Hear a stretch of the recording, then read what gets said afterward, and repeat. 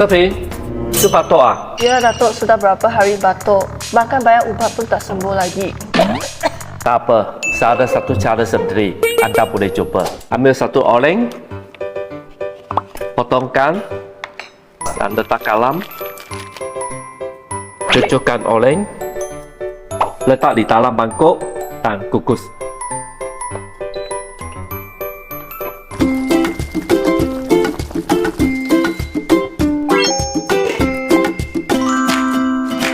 Teping, yuk boleh cobakan.